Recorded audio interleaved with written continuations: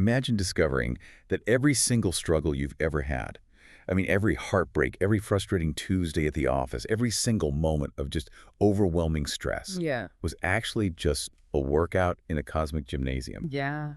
Like, meant solely to teach you who you really are. It's a wild thought. It really is. Today we're exploring a truly mind-bending philosophy that claims to hold the secret to absolute freedom.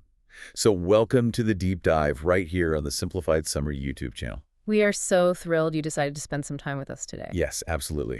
And before we jump in, we do humbly ask that you hit that subscribe button, like the video, and share it with anyone in your life who really loves exploring deep, paradigm-shifting ideas. Your support is exactly what keeps these comprehensive deep dives coming. It is. We're incredibly grateful for it. And the topic we have laid out for you today is, well, it's massive. Massive is almost an understatement, honestly. Today, we're undertaking this really extensive, highly detailed exploration of the complete works of Swami Vivekananda. And because his works are just so vast, we're placing a special focus on Volume 3. Which is largely his lectures and discourses from Colombo to Almora. Exactly. We're also going to dissect his absolutely groundbreaking addresses at the 1893 Parliament of Religions, and then we're going to get highly practical. Unpacking the profound teachings on karma yoga. Yes. Our sources today are this rich compilation of speeches, notes, and writings by this 19th century monk who is, he's widely credited as the key figure who brought Eastern philosophy to the West. Specifically Vedanta and yoga. Right, in a really major way. Which brings us to our mission for this deep dive. Our goal today is to distill these really dense, historically significant texts into their most powerful, life-changing nuggets for you. The real core takeaways. Yeah. We want to truly understand his views on the actual nature of the human soul, the hidden mechanics of the universe, which he refers to as Maya, and the ultimate secret of work and unselfishness. But, and I think this is crucial to state right at the top. Absolutely. While we're going to be unpacking these religious and philosophical doctrines with a lot of enthusiasm, we are not endorsing them as absolute theological truths. Right. We are not taking sides in any religious debate here. No. Or validating one worldview over another. Our aim is strictly to impartially explore these fascinating ideas contained in this historical text, lay them out for you, and just see what profound perspectives we can extract. I love that framing, because to really grasp the impact of these ideas, we have to put ourselves in the room where it all happened. Okay, let's unpack this. The text provides incredible historical context. I want you to visualize Chicago in the year 1893. The world's Columbian Exposition. Yes, it is this massive, sprawling celebration of human progress. And as part of it, they host the first ever World Parliament of Religions. Right. And the text paints a very specific picture of the West at this time. It describes Western civilization as a sea of mind, young, tumultuous, overflowing with its own energy and self-assurance. Think about it. It's the height of the Industrial Revolution. Exactly. The air is buzzing with technological progress, towering ambitions, and this really aggressive outward expansion. And that aggressive, outward-looking energy is a key contrast. Because stepping onto this very loud, very confident stage to represent the East is Vivekananda. Right. The text contrasts his presence against this Western backdrop by describing him as an ocean, calm with long ages of spiritual development. What an image. Yeah. He comes from a world that dates its intellectual heritage back to the ancient Vedas. This quiet, ancient land steeped in literally thousands of years of introspective, spiritual sounding and proving. It's the ultimate meeting of two entirely different frequencies of human existence. It really is. And the text makes a massive claim about this specific moment. It argues that when he stepped onto that platform, it wasn't just another speech being delivered by a visiting delegate. No, the text calls it the actual formulation of the common basis of Hinduism. It refers to his address as the charter of the Hindu faith. Now, I want to push on that a bit. Why did a thousands of years old religion need a charter delivered in Chicago in 1893? That is the pivotal question. Before this moment, if you looked at Hinduism from the outside, it appeared to be this vast, incredibly complex collection of wildly diverse sects. Just a jumble of competing philosophies. Exactly. Competing philosophies, localized practices. You had people worshiping formless, infinite concepts right alongside people worshiping very specific deities with very specific rituals. It probably looked chaotic to a Western observer. Utterly chaotic. The text argues that through Vivekananda, the communal consciousness of India gathered all these disparate threads and voiced their underlying mathematical unity for the very first time to a global audience. He wasn't just representing a sect. No, he was presenting the confluence of an entire subcontinent's spiritual evolution. He stood at that intersection of the modern aggressive West and the ancient contemplative East. And the message he delivered at that intersection it was completely revolutionary for the time and place. There's a specific quote from the text that I think acts as the linchpin for his entire worldview. Let's hear it. He told the audience, if one religion is true, then all the others also must be true. Wow. Yeah. Now, put yourself in the shoes of a 19th century Western audience member. You've likely been raised in a deeply sectarian environment. Very rigid. Right. Taught that your specific creed is the single exclusive path to salvation, and everyone else is fundamentally mistaken. Going to hell, basically. Basically. Then this monk stands up and claims that his tradition doesn't just merely tolerate other religions. Because, let's be honest, tolerance is a bit of a loaded word, isn't it? It absolutely is. And he specifically critiques the concept of tolerance. The text breaks down how tolerance actually implies a subtle condescension. How so? Well, when you tolerate something, you are essentially saying, I know I'm right and I know you are wrong, but I'm gracious enough to let you exist without attacking you. Ah, right. It's like, I'll put up with you. Exactly. It's a peaceful stance, sure, but it's fundamentally an arrogant one. Vivekananda stated that Hinduism goes completely beyond tolerance. It accepts all religions as true. Accepts. That's a huge difference. He used this incredibly vivid imagery, describing how this philosophy gathers all these different faiths, from the lowest forms of fetishism to the absolute highest peaks of philosophical absolutism, and arranges them like flowers into a wonderful bouquet of worship. That distinction between tolerance and acceptance is just huge. But practically speaking, how does that actually work? How can two religions with completely contradictory rules both be true? What's fascinating here is how the text resolves this by presenting a completely different paradigm of spiritual evolution. Okay. In the West, the prevailing thought was overwhelmingly binary. You're either dwelling in error or you're dwelling in truth. Saved or damned. Saved or damned, no middle ground. But he proposed a staircase model. He stated that humanity is not traveling from error to truth at all. Rather, we are climbing from lower truth to higher truth. From lower truth to higher truth. Yeah. Every religion, every sincere attempt of the human mind to grasp the infinite, no matter how primitive or clumsy it might seem from the outside, is a valid, necessary step on that staircase. So a person bowing to a stone idol and a philosopher contemplating the infinite void are doing two different things. Not at all. They're doing the exact same thing, just at different steps on the staircase. Exactly. The text emphasizes that you cannot judge the person on the first step because they aren't on the 10th step. They need the first step to get to the second. That is true acceptance. To really drive this point home about how aggressively closed off we become when we get comfortable on our own specific step of the staircase, he shared a brilliant story during his September 15th address. The frog in the well. The famous analogy of the frog in the well. Yeah. So I want you to imagine a little frog who has lived his entire uninterrupted life in a small, dark well. Okay. He was born there, he grew up there, and he swims around cleaning the water every day. He gets sleek and fat. And because this well is the only environment his senses have ever interacted with, he assumes this well constitutes the entire universe. Which is a very natural assumption for the frog to make based on his localized data. Precisely. But one day, a frog from the sea accidentally falls into the well. The well frog is startled and asks the newcomer where he's from. The sea frog replies, I am from the sea. And the well frog has no context for that. None. He's highly skeptical. He says, the sea. How big is that? Is it as big as my well? And he takes a leap from one side of the well to the other to demonstrate the grand scale of his universe. Right. The sea frog just laughs and says it's completely ridiculous to compare the vast sea to a little well. Of course. The well frog, getting defensive now, takes another larger leap, asks again, and finally gets so viscerally angry at the sea frog's claims of this massive, unimaginable body of water that he calls him a liar and tries to physically kick him out of the well. What's fascinating here is the phenomenal psychological observation he's making. What the text is analyzing through this metaphor is the human condition regarding dogmatism and cognitive dissonance. Right. The well represents the rigid, self-imposed boundaries of our thinking. Exactly. As he pointed out to the audience, the Hindu sits in his little well and firmly believes the whole world is his well. The Christian sits in as well and thinks the whole world is as well. The Mohammedan sits in as well with the exact same thought. We all do it. We all have this biological and psychological tendency to confine all of reality to the strict borders of our own specific experiences and beliefs. Yeah.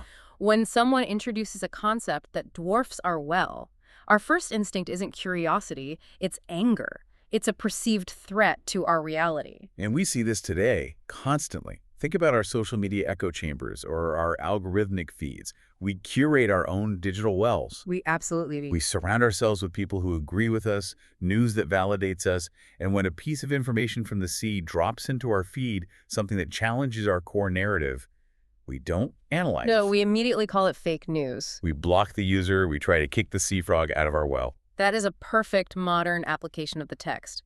But what is truly remarkable is that he didn't tell this story to insult the audience. He didn't. No, the text emphasizes that he praised the American audience at the parliament because they were actively trying to break down these barriers. By hosting the parliament. Exactly. By hosting it, by inviting speakers from all over the globe, they were intentionally inviting the sea frogs into their well to hear about the ocean. It was a conscious effort to expand their localized truth. It's such a powerful framing device, and it perfectly sets the stage for the deeply abstract architectural concepts of reality he introduces next. The heavy philosophy. Yes, let's look at how this text constructs the very nature of existence. We have to start with the concept of the Vedas. Now, in the Western framework, when we think of a holy text, we invariably think of a specific physical book. Right, a book with a cover.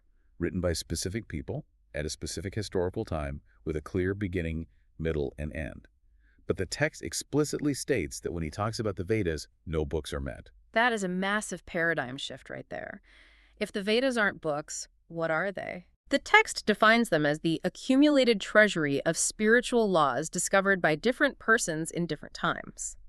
And there is a point here that the text specifically highlights, which is quite remarkable for the era. What's that? It explicitly notes that some of the very greatest of these spiritual discoverers, these rishis, were women. Wow, in ancient times. Yes.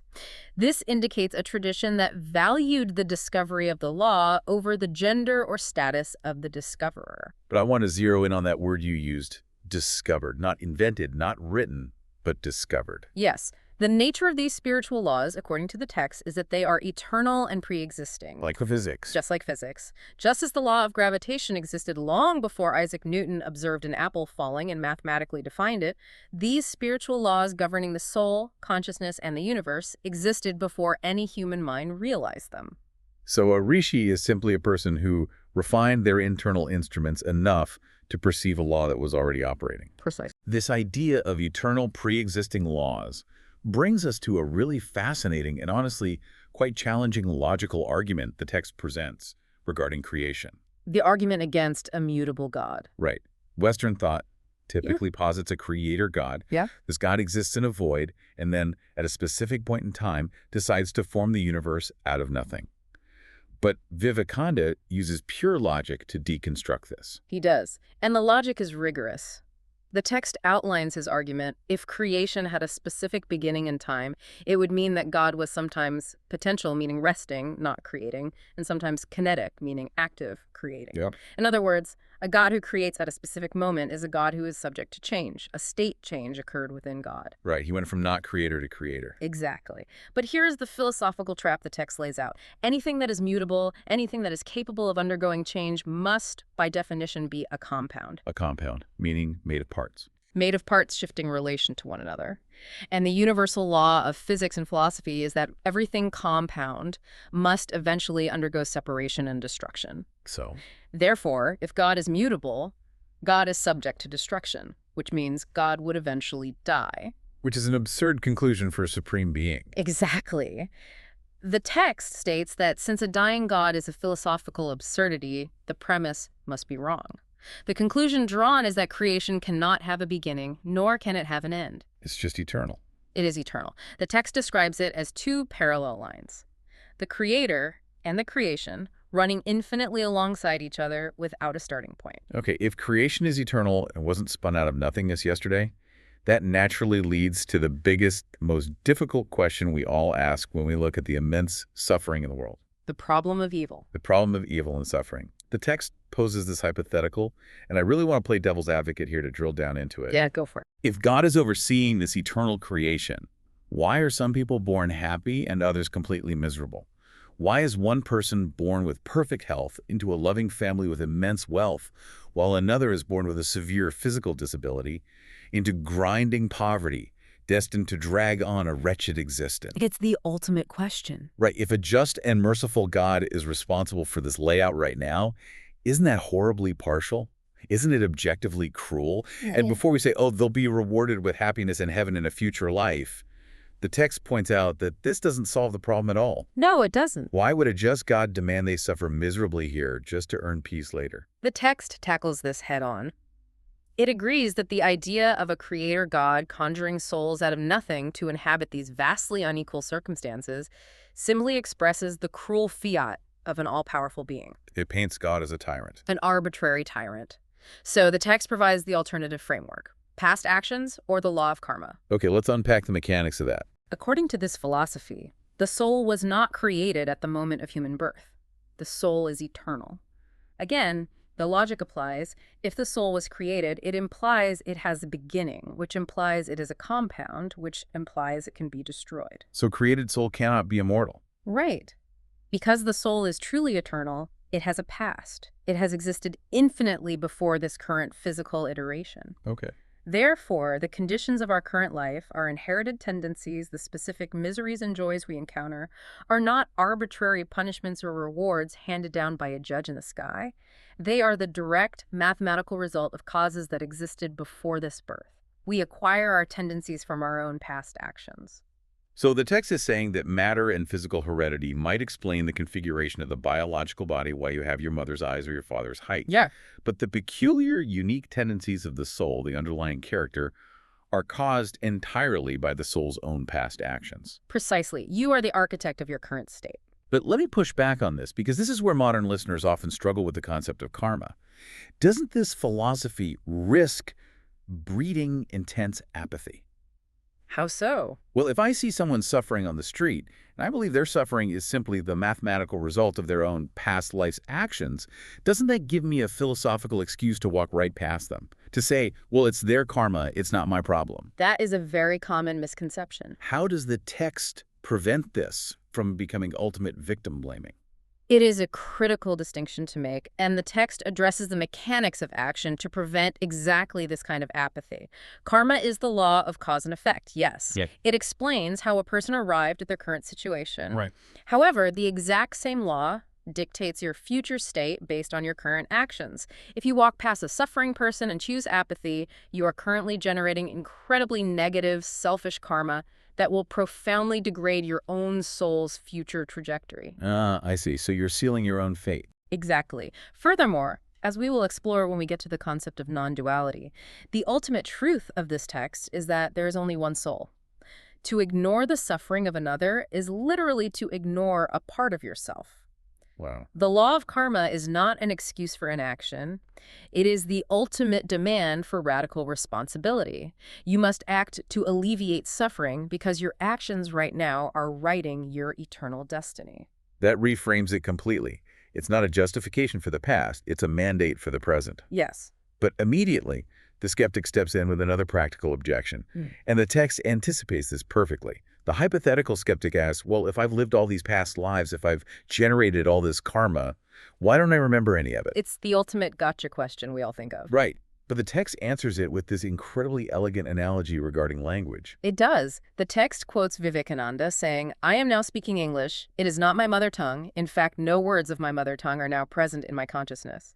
But let me try to bring them up," and they rush in. It's such a brilliant, everyday psychological observation. I mean, I'm not actively thinking about my childhood phone number right now, but if I pause and focus, it surfaces. Exactly.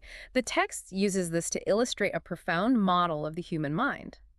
What we casually call consciousness, our waking daily awareness, is merely the tiny sunlit surface of a vast mental ocean. That's just the surface. Just the surface. Within the dark, hidden depths of that subconscious ocean, every single past experience, every thought, every action from every lifetime is stored in a fine potential state. So it's all there. It's all there. The fact that you aren't currently conscious of a memory does not negate its existence. If we utilize the right introspective methods to intentionally stir those depths methods refined over centuries by the ancient sages, those latent memories of past lives can emerge into the conscious mind. Here's where it gets really interesting, though. All this talk about individual souls, past lives, and accumulating karma is actually just the setup. Right, it's just the foundation. It's the precursor to the ultimate philosophical reveal in the text, the concept of Advaita, or non-duality. This is the idea that when you strip away the illusions of the senses, there aren't actually millions of separate souls running around accumulating individual karma. No. There is only one reality, one infinite, unbroken, homogeneous existence, which the text calls Brahman. Yes, and this is where we encounter the pivotal and often misunderstood concept of Maya. This is the great question. If there's only one infinite reality, why do I experience separation? Right. Why am I me and you are you? Why do I see you sitting across from me? Why do I see trees and cars and separate people with conflicting desires? The text explains this mechanism through Maya. And Maya is often poorly translated, right? Very poorly translated, simply as illusion, as if the world is a magic trick or a hallucination. But the text clarifies that Maya is actually the veil of time, space, and causation. So it's not that the world isn't real, it's that our perception of it is fundamentally filtered. Exactly. It's a misperception. Maya is the mechanism, the lens, that makes the one appear as the many. Everything that makes us look different from one another or from the physical universe around us is merely what the text calls name and form. Name and form. Underneath the specific name and the specific physical form, the underlying substance is entirely, indivisibly the same. Let's ground this with a modern example. Think about how we view a smartphone. We give it a name, phone, and it has a very specific rectangular form. We obsess over it. We get stressed if we drop it. We view it as a distinct, vital entity. Who do you? But what is it, actually? It is just silicon, glass, and trace metals dug out of the earth. It is earth material, temporarily shaped into a rectangle, which will eventually degrade back into earth material. The phoneness of it is entirely a temporary name and form imposed by human perception. That is a perfect illustration. The text uses a more organic analogy that is equally clear. It asks us to consider the sea and a wave. When the water rises up, we immediately give it a name. We call it a wave. It possesses a specific form, a crest, and a trough. To our eyes, it looks like a distinct, separate, active entity moving across the surface. Right. But what is it really? It is nothing but the sea. Its entire existence, its weight, its movement is entirely dependent on the sea. When the wave subsides, the name vanishes, the form vanishes, and you realize it was simply the sea the entire time. The wave never actually separated from the ocean. It just assumed a temporary configuration. So in this analogy, you and I, the sun, the moon, our pets, our enemies, we're all just temporary waves in an infinite ocean of existence. We think we are separate because we are so obsessed with our own waveness, our specific name and form. And realizing that underlying truth is the absolute zenith of this philosophy. The text details the concept of Jivan Mukti, which translates to living freedom. Living freedom. This describes the state of a person who has intellectually and experientially pierced through the veil of Maya while still living and breathing in their physical body. What does that actually look like? If you realize everything is one, do you just stop interacting with the world? Do you just become catatonic? Not at all. The text explains this using a very practical analogy, the mirage in the desert. Okay. Imagine you are wandering in a scorching desert and you see a mirage of a lush oasis with water. Because your senses are deceiving you, you might be completely deluded by it. You might run frantically towards it, exhausting yourself, trying to quench your thirst. Believing it's completely real. Believing it's real. But eventually, you realize it is an optical illusion. The delusion is broken. Now, here is the key. If you look out at the desert the very next day under the same atmospheric conditions, you will still see the mirage. Right. The physics of the light hasn't changed. Your physical eyes will still register the exact same optical phenomenon. The visual data hasn't vanished, but you will no longer be deluded by it. You will not run towards it. Because you know its true nature. Exactly. The Jivan Mukti still sees the phenomenal world of separation. They still see the waves, they still see traffic jams and angry people and separate physical bodies. But they are never again deluded into believing those waves are fundamentally separate from the ocean. Wow. They interact with the world, but they are completely free from the existential anxiety of it, because they know their true nature is the infinite sea. So if a Jivan Mukti is stuck in a massive traffic jam or gets passed over for a promotion at work, they still experience the event, but the profound psychological suffering doesn't attach to them. Right. They see the drama of life playing out, but they know it's just waves crashing.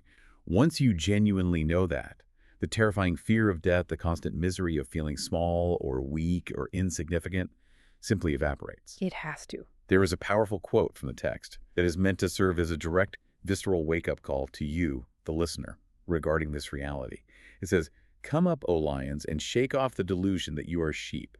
You are souls immortal, spirits free." That's a call to action. It demands that you recognize you are not a limited, fragile body at the mercy of the universe.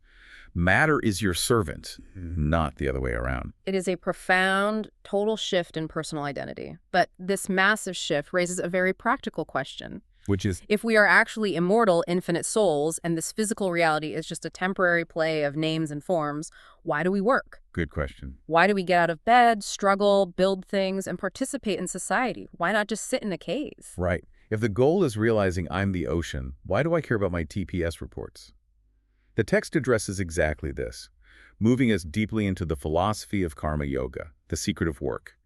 It starts by questioning the fundamental goal of human life. Okay. If you ask most people today what the goal of their life is, they will say they want to be happy. They want to find pleasure, acquire enough wealth to be comfortable, and avoid pain. We build our entire societal structure around the pursuit of comfort. But the text emphatically, almost aggressively, states that the goal of mankind is not pleasure or happiness. It argues that pursuing pleasure as an ultimate goal is a philosophical dead end. Why? Because pleasure and happiness inevitably come to an end. They are temporary waves. They always fade. They rely on external conditions that are constantly shifting. If your goal is happiness, you will inevitably end up miserable when the conditions change. The true, enduring goal of humanity, according to the text, is knowledge. And this requires a total uncomfortable reframing of how we view difficult experiences. We spend so much energy trying to insulate ourselves from misery, but the text analyzes how we actually acquire deep structural knowledge about ourselves and reality. And what does it conclude? It argues that misery is actually a far greater, more effective teacher than happiness. If you look at the greatest, most impactful characters in human history, it was almost never immense wealth, constant comfort, or endless praise that forged their inner fire. It was poverty, profound blows, failure, and intense misery. The text uses a very striking physical metaphor here. It compares the soul to a piece of flint. The knowledge, the realization of our infinite nature is already completely inherent inside the soul, exactly like the potential for fire is inherent within the piece of flint. Right. But that fire doesn't manifest on its own. It requires friction, the blows of misery, the intense struggles, the heartbreak, the daily friction of human existence. These are the strikes against the flint. They provide the necessary friction to bring out the inherent fire of knowledge. That makes every single action we take, every hardship we endure, incredibly important. It's not just random suffering, it's purposeful friction. Let's look closer at the actual definition of karma. We hear this word all the time. We do. We use it casually to mean cosmic retribution. What goes around comes around. Someone cuts you off in traffic, get a flat tire, we say karma. But the text defines karma much more fundamentally. It simply means action or work. And its mechanics are incredibly granular. Every single thought you think, every word you speak, every breath you take leaves a subtle mark, an impression on your mind. Yes, the mind is constantly recording.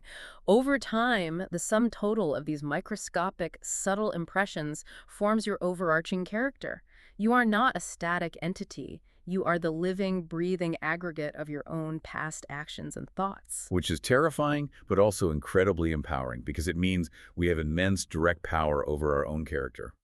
But here is the rub. How do we act? How do we work in this world without those actions binding us to the machinery of desire and misery? The text offers a brilliant story to illustrate the secret of work. The story of the ascetic and the butcher. Yes, the Vyata. It's about a young ascetic, a monk who has gone into the forest, meditated for years, and believes he has achieved great spiritual power. He can scorch a bird out of the sky with a glance. He feels very self-important. Extremely proud. But he is humbled by an ordinary, everyday woman who tells him he knows nothing of true spirituality. And she sends him to a market to learn the ultimate secret of work from a man called Avyada. And Avyada is a butcher. This is a crucial detail in the text. The ascetic is utterly shocked and disgusted. In his societal framework, a butcher is considered the lowest of the low, engaged in physically impure, worldly, violent work. How could a butcher teach a monk about enlightenment?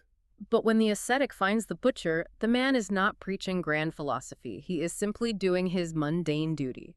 He is cutting meat, selling it to customers honestly, and then going home to lovingly wash his elderly parents and care for them. He has no grand spiritual pretensions. And when the ascetic asks for the secret of work, the butcher delivers the core thesis of karma yoga. Yeah. Let the end and the means be joined into one. Do your work as the absolute highest worship. Devote your entire life to it for the time being, and do not think of anything beyond it. It is a total rejection of working for external rewards. The butcher teaches that you shouldn't work for the praise of society, you shouldn't work to accumulate wealth for your ego, you shouldn't even work with the calculation of earning a future reward in heaven. You just work to work. You must do the work perfectly, simply for the sake of the work itself. Which brings us to one of the most startling, counterintuitive, and honestly provocative points in the entire text. We are constantly, relentlessly told by society that the highest virtue is to help the world. Save the world. Right. Save the planet, cure societal ills, engage in massive charity. But Vivekananda raises a completely paradoxical point that forces you to stop and think. He asserts, we cannot actually help the world. The world, in the grand infinite scheme of things, does not need our help. It is a massive, infinite mechanism that will go on spinning with or without our tiny contributions. This is a point that requires very careful, deep unpacking, because at first glance, it sounds like profound nihilism. It does. It sounds like giving up. Right. If the world doesn't need our help, why do we build hospitals? Why do we engage in charity? Why do we try to alleviate poverty? The text explains that the motivation for work needs to be entirely inverted. We do not work to help the world. We work to help ourselves. Explain that, because it sounds selfish on the surface. The text describes the world as a gymnasium. Consider a physical gym. We don't go to the gym and lift heavy iron plates because the plates are suffering and need to be lifted. The weights don't care? The weights are completely indifferent. We lift the weights to exercise and strengthen our own muscles. Similarly, the text argues we engage in charity, we help the sick, we fight for justice, not because we are saving the universe, but because helping others exercises our souls. The primary, most important effect of doing a truly good deed to another person is that it fundamentally purifies us. It chips away at our ego. It's a fascinating, ego-destroying perspective. Every act of charity, every thought of sympathy, every time you put someone else's needs above your own, you are actually just killing your own selfishness. You are taking a piece of your inflated self-importance and throwing it into the fire. You are practicing the realization that I am not the center of the universe. To map out human behavior regarding this ego, the text categorizes our actions into two fundamental paths. There is pravritti, which translates to revolving towards, and nivritti, which means revolving away. Let's define those in real terms. Pravritti is what most of us are doing 99% of the time. Exactly. Pravritti is the natural, biological, worldly tendency to grab everything for oneself. It's the drive for wealth, power, name, fame, sensory pleasure. It's standing at a buffet and making sure you get the best cut of meat. Right. It's cutting someone off to get the prime parking spot. It's the constant, relentless circling forward towards what the text calls the sweet self. We are entirely organized around gratifying the ego. But the text draws a hard line here. It asserts that true morality and true religion do not even begin until we enter the path of nivritti, circling away from the self. The absolute perfection of nivritti is entire self-abnegation. It is the readiness to sacrifice everything, even your own life, for another being without a single thought of reward. The text makes a staggeringly bold theological equation here. It states that selfishness is the world, unselfishness is God. Unselfishness is God. This completely democratizes spiritual attainment. According to this text, whether you are a brilliant philosopher deconstructing reality, a devout worshiper crying in a temple, or a staunch materialist atheist who nonetheless sacrifices their own life to save a stranger from a burning building, you all arrive at the exact same point of perfection. The destination is self-abnegation, the death of the small I. But getting to that point of self-abnegation is incredibly difficult because of the environment we live in. The text paints a picture of the world as this massive, complex, terrifying machine. It describes it as a wheel within a wheel, and the trap is our own desire. The sticky trap. If we put our hands into the spinning machine to grab something, We want a promotion, a relationship, a new house. We instantly get caught in the gears. We always tell ourselves the same lie. I'll just do this one duty, achieve this one specific goal, make this amount of money, and then I'll rest and be peaceful. But the peace never comes. Exactly. Before we even finish the first task, another duty is already waiting, demanding our attention. We get dragged continuously along by the complex machinery of our own escalating desires and attachments. We become slaves to the machine. So, the ultimate practical question the text tries to answer is, how do we exist in the world without being crushed by the machine? How do we escape? The text outlines two distinct ways. The first way is the path of total renunciation. You simply run away. You physically and mentally withdraw from all concerns with the machine, stand completely aside, and instantly give up all desires. But the text is very realistic. It admits this path is almost impossibly difficult for the average human. Out of 20 million people, perhaps one possesses the sheer willpower to achieve that level of instant, total, cold detachment. So what is the second way? What is the path for the rest of us who have mortgages and families and jobs? The second way, the highly practical way designed for the rest of humanity, is karma yoga. On this path, you do not fly away from the machine. You plunge right into the very center of it. You stand inside the spinning wheels amidst the chaos of society, and you learn the secret of work. And that secret is encapsulated in one powerful mandate. Work incessantly, but give up all attachment to work. Which goes right back to the butcher. Precisely. The text says you have the right to the work itself, but you have absolutely no right to the fruits thereof. You must engage with the world as a master, not as a slave begging for a paycheck of praise or success. If you pour your entire soul into an action, but you genuinely do not care about the result, whether it brings you fame, money, gratitude, or complete failure, the machine cannot catch you. Its gears have nothing to grip onto because you have removed the sticky adhesive of your own desire. It's the ultimate life hack for unshakable peace of mind. If you are unattached to the outcome, you can never be disappointed. Yet you can still act with immense power.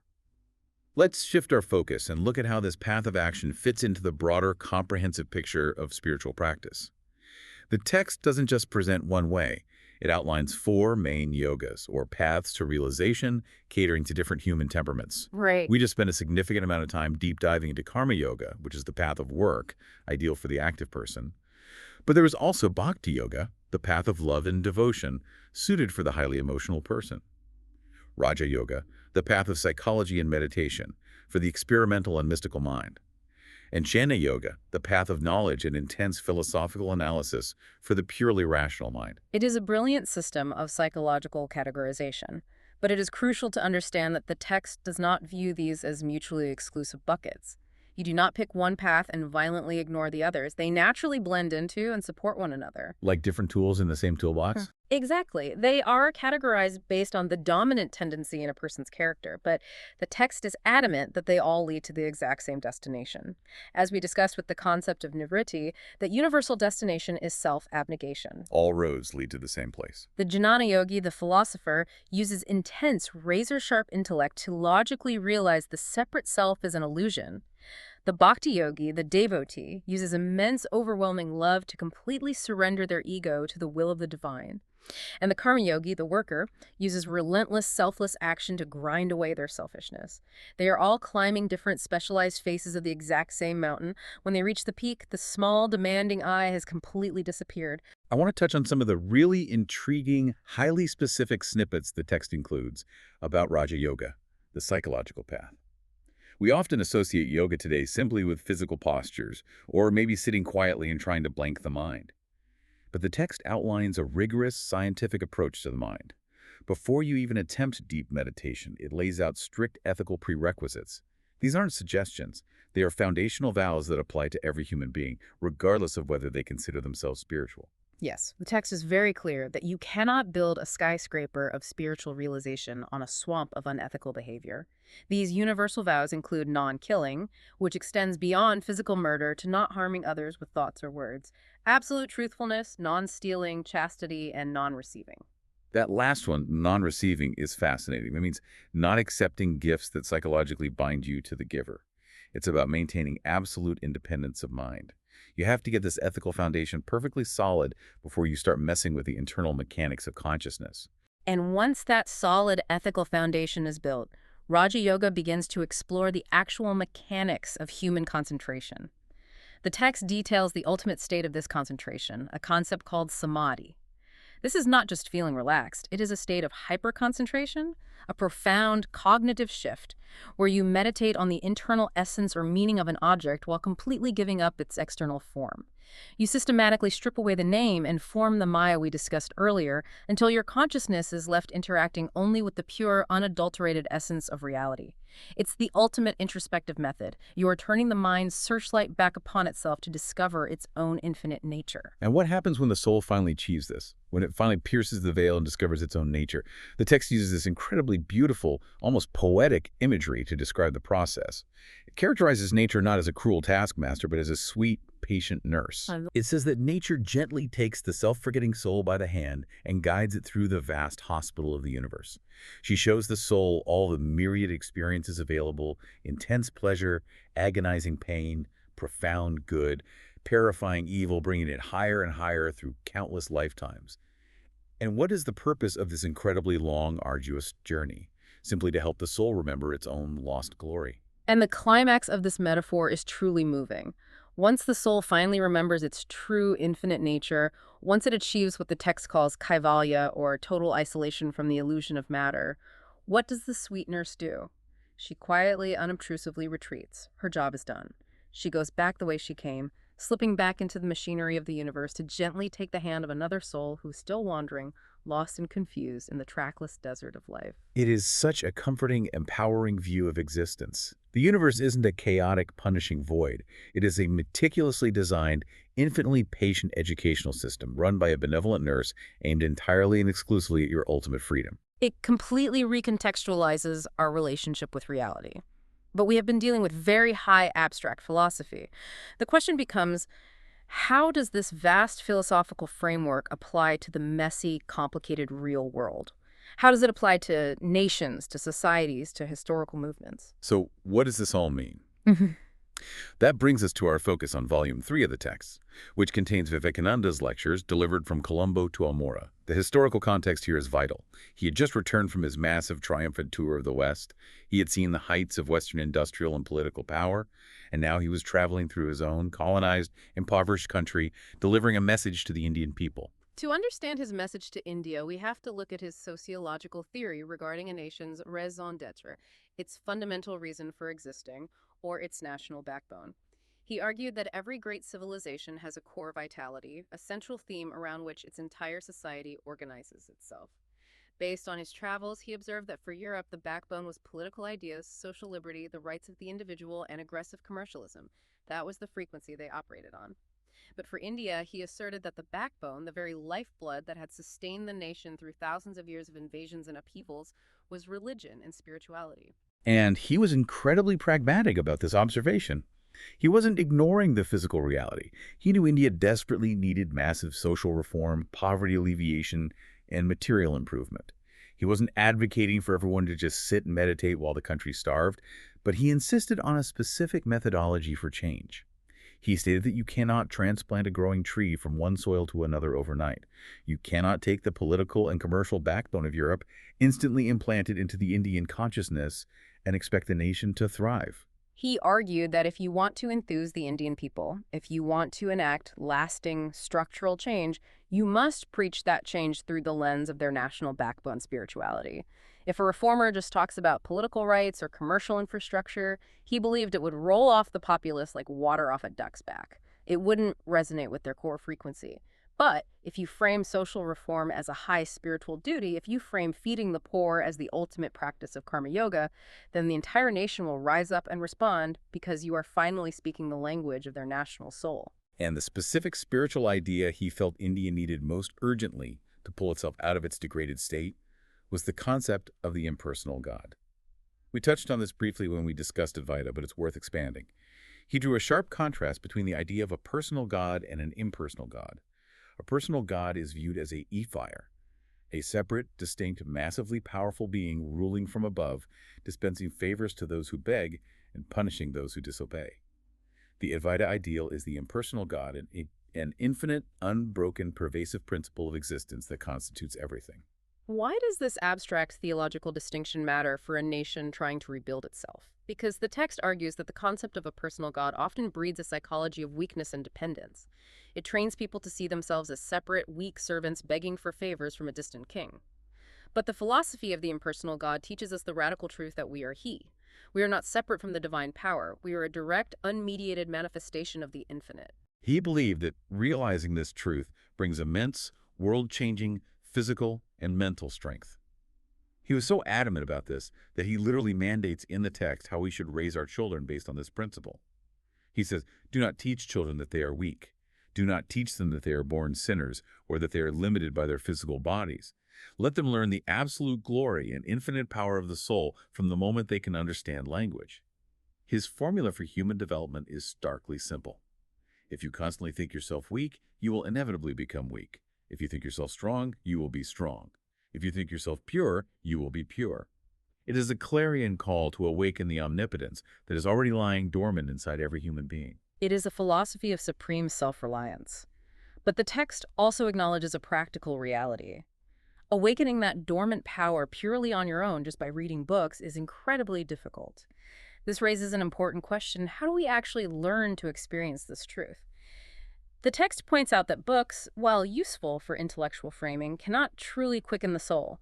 You can read all the complex philosophy in the world, you can memorize the entire outline of Volume 3, but it will likely remain dry, theoretical intellect. It won't ignite the fire. Right. The text argues that only another living soul can transmit that spiritual fire.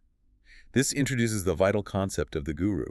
The transmission of true spiritual realization requires a living teacher, someone whose own soul has actually experienced the truth, who has pierced Maya, not someone who has just read about the ocean in a well. Yes, the guru is the conduit. And this brings the entire massive architectural structure of this deep dive full circle, right back to the very first point we discussed regarding his triumph at the Parliament of Religions. The core mantra of this entire philosophy, the grand unifying truth that he believed India had to teach the fractured world, is summarized in one ancient phrase. That which exists is one, sages call it by various names. The ultimate realization, the peak of the mountain, is the experiential knowledge that the universe is one unbroken, homogeneous Atman. And what I find most compelling is how the text makes a brilliant forward-looking connection between this ancient mysticism and modern science. Vivekananda observed that in the physical material world, emerging technologies like electricity and steam power were rapidly destroying physical boundaries. They were shrinking the globe, proving the physical solidarity of the universe. Science was actively demonstrating that matter is not a collection of isolated objects, but one continuous interacting ocean of energy. Exactly. And he argued that Advaita Vedanta does the exact same thing, but on the spiritual and psychological plane. It relentlessly destroys spiritual boundaries and proves the absolute spiritual solidarity of the universe. It logically demonstrates that ignorance, specifically the stubborn belief in our own separation from others, is the only root cause of human misery, hatred, and jealousy. Think about it. You cannot be jealous of someone if you truly know they are just another expression of yourself. When we truly know, when we experience as a hard fact that we are all fundamentally one, that injuring you is literally mathematically injuring myself, then love is no longer just a nice moral commandment or a societal rule. Love becomes the inevitable, logical, unavoidable result of understanding reality. That is heavy. That is a complete rewiring of how we perceive every single interaction. And it's the perfect place to pivot and relate all this dense, ancient philosophy directly back to you, the listener. Let's take everything we've talked about today, the veil of Maya, the eternal nature of the soul, the relentless practice of karma yoga, the strength of the impersonal God, and map it directly onto your daily grind. Tomorrow morning, when your alarm goes off and you wake up to go to work, how are you going to engage with the machine? Are you going to be frantically working for the fruits of your labor? Are you going to be stressing over the promotion, agonizing over what your boss thinks of you, generating constant misery and attachment because you believe your identity is tied to those outcomes? If we connect this to the bigger picture, can you utilize these texts to reframe your entire reality? Can you step into your office, your home, or your daily commute and genuinely view it as your gymnasium? A place where the weights are heavy and the friction is high, but where you are simply there to exercise your soul. Can you perform your duties, whether you are a CEO or a butcher, perfectly, with intense focus not for a reward, but as a deliberate practice to kill your own selfishness? The shift is monumental.